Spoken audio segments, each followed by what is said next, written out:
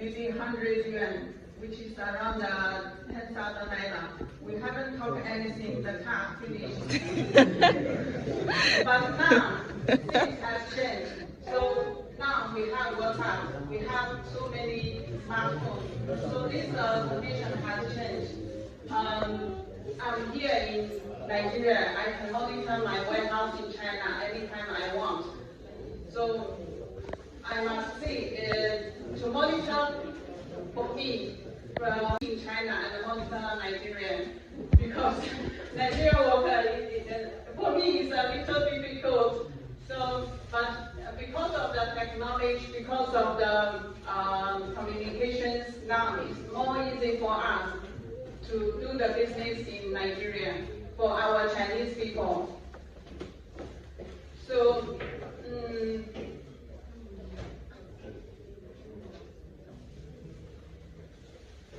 now, for example, now we are still doing logistic business. If you people want to buy anything from China, you just go to China website. Then we help you people to pay in our own money, our RMB. Then you pay the equivalent naira to our account. Then we will give you our warehouse address. After 5 to 7 days, you receive your things in Nigeria. Wow.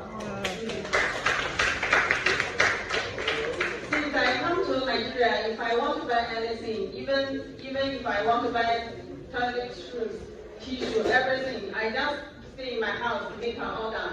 Then after a few days, I will receive from China. So if you people are interested, please advertise to me. I'm doing the business.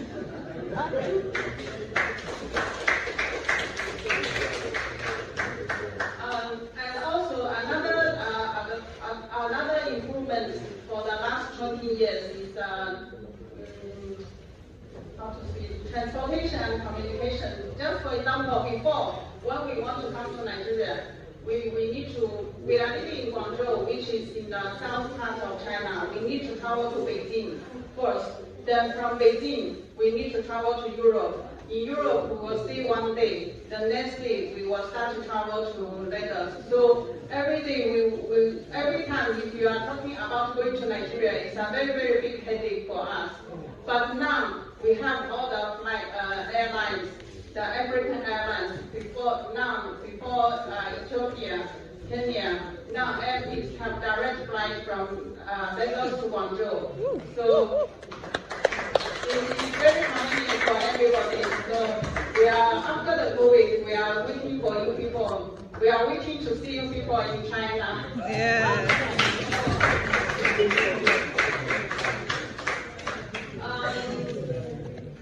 Now, this time I came to Nigeria, I was so impressed and also so surprised. There are so many Chinese open factories, open enterprise here in Nigeria, and which is very good for me, and also I think it's very good for Nigerian society, because Chinese people, they have so many free zones to open factories, and this factory already solve a lot of problems for Nigeria employment, so that the crime rate will also come down from Nigeria, and also everybody can get his own job, can get his own salary. Because I have an experience in my husband's village. Every morning we haven't get up. People begging for us, begging for money, already looking for us on queue. So I didn't understand before.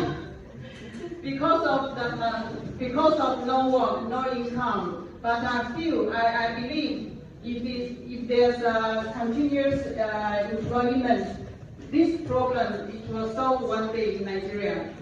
And for me, for all our Chinese living in Nigeria, so we believe before it's very hard. The first time I came to Nigeria is 2000. I cannot even see Chinese on the road. But now you can see Chinese people everywhere, Chinese factories, Chinese restaurants.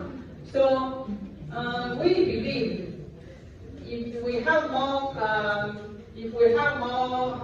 cultural exchange, just like the professor said, even maybe some people can marry Nigerian like me, or Nigerian people can marry Chinese. So we believe this Confucius Institute it have a great future, and also China and Nigeria relationship and the future is very bright to all of us. That's all. Thank you.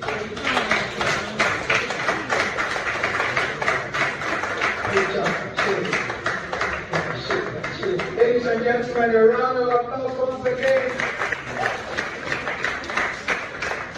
So somebody that has actually shown that Sino-Nigerian relationship has a bright future.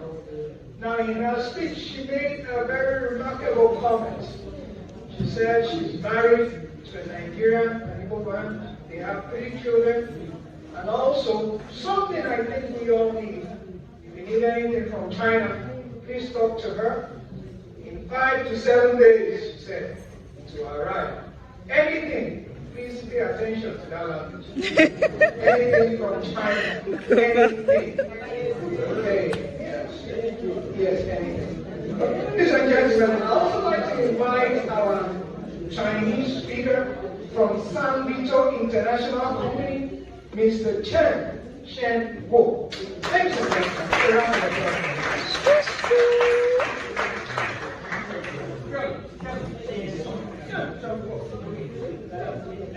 Everybody.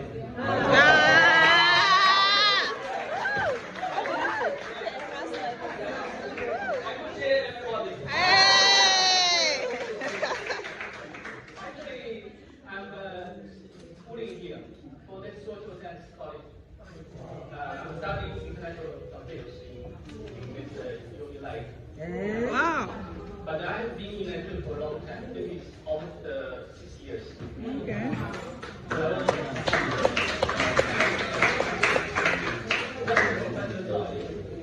Thank you for inviting me. Thank you very much. Today's topic is about the relationship. We imagine the relationship of China and Nigeria. Because in China, I'm studying the international politics, so I know something about the international politics. So, really pleasure to be here. You know, the bilateral relations between the Federal Republic of Nigeria and the People's Republic of China was formally established on February 10, 1971. A decade after Nigeria gained its independence from the British Empire. Nigeria has the largest population and biggest economy in Africa. Yet, it is confronted with serious challenges. About 18 million, I think it is, I just get some statistics from the website. So 18 million of Nigerians living in poverty. There is insufficient infrastructure, weak and ineffective institutions, transparency and governance issues, and an oil-dependent rent-seeking economy. Within this context, Nigeria-China relations are dominated by economic considerations. China is a major investor, and an autonomy to arm resources for development projects like the International Monetary Fund, World Bank, and other bilateral leaders. It has become Nigeria's largest bilateral lender.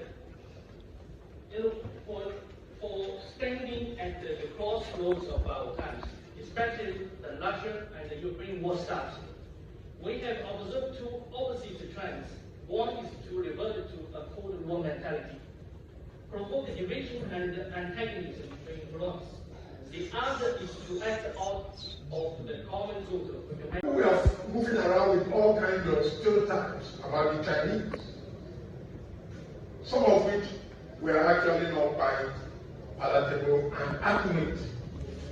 But with the closer relationship, we are beginning to appreciate that the Chinese are actually very hardworking people, who are also obsessed, I won't say proud, obsessed with promoting their own, which is something we Nigerians should learn.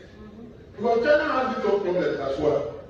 You cannot have about 1.5 billion human beings that have a problem. It's not possible. In fact, but the Chinese have shown the capacity to manage their population Even though sometimes we can say that some of the policies, like the one-child policy, is too harsh. However, that can be rationalized because the nature of the problem to a large extent determines the kind of solution that is applied to 1.5 billion. It's a scary number. We are managing with 200 million and we are complaining. Imagine a country with 5 times that population. So I can understand why this one thing I don't like about this program is telling me time. That is a human construct. We can reconstruct it. And according to the theory of relativity, there is time dilation. You can stretch time. But no problem. So, I think that the closer interaction between Nigeria and China is a win-win situation. Nigeria can benefit from the economic and technological prowess of the Chinese. And it's already happening. It's already happening. And I want to remind all of us that the Confucius Institute that the Chinese government has spread in different universities across Nigeria is an attempt to even propagate the philosophical ideas and the ideology of one of the greatest Chinese philosophers, Confucius. So the basis of all these things is a philosophy, which is the king and the queen of knowledge. Whether we do it in this part of the world or not. And that's the truth.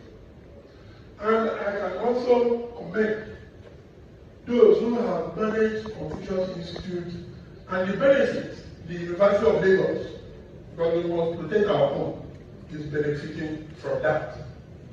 I must also say that the Chinese have been very helpful in infrastructural developments across Nigeria, which is a very good counterweight to the overdominance of the Western countries in Nigeria.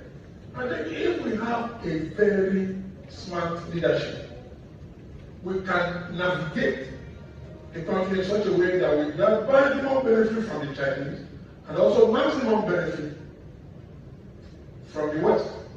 So I think the Nigeria relationship should be encouraged because Nigeria stands to gain and China stands to gain also from Nigeria.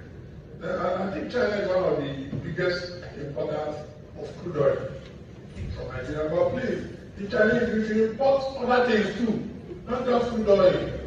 You can import our ewedu now, which is very healthy vegetable.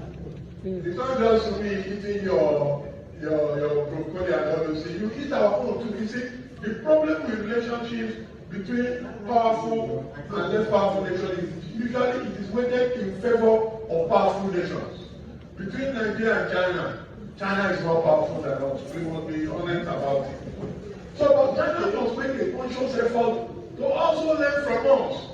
We shouldn't just be learning Mandarin and other things from China. The people from China in Nigeria should learn the indigenous language or cultures of where they find themselves. For example, I want to challenge the Chinese workers in Confucius Institute to learn University of Lagos to learn Yoruba language. Where they are situated, those in Unilag should learn Igbo language because exchange should be two-way traffic.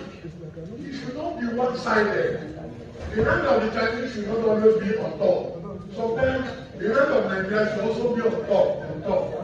And I want to also plead with our Chinese brothers and sisters because when we look at it at the human level, we actually belong to one single family. We are one human family. I want to also suggest that those Chinese that are working in Nigeria who are single can marry Nigerian women.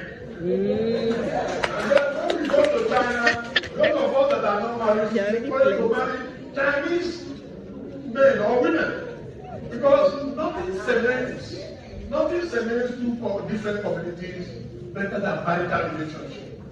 Because if you are marrying people from my area and I'm marrying people from your area and there is disagreement, I wouldn't want to fight you because I may end up killing somebody related to me. So Professor Teko was talking about deeply relationship between the Chinese and Nigerians through academic. Yeah, that's good. But I'm even now talking at a more fundamental personal level.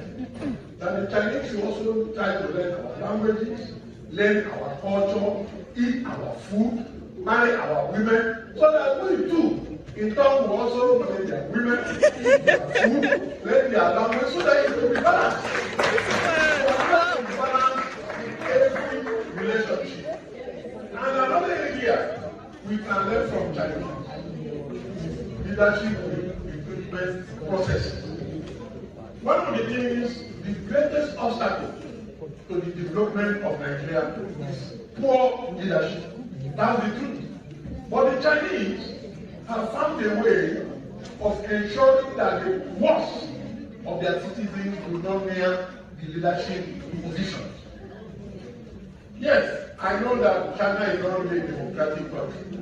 And that is also one area Chinese need to do, to open up a bit. They have opened up their economy, they need to open the political space. They can also learn from Nigeria the philosophy of allowing people the freedom to criticize the government. It's very important. No matter how good a government is, human beings are fallible inherently. They make mistakes. Mistake is part of the furniture of what is called human. So, governments should be able to tolerate to a reasonable degree criticisms from citizens. But not, that's not acceptable. No matter what we benefit from the Chinese, we must call them out when they treat our citizens in a way that is not consonant with civilized behavior. But given that China is the most populous country in the world, and Nigeria is the most populous Black African nation, I can see a very, very important synergy. When a big nation like China deals with a big nation like Nigeria in Africa, things will start happening.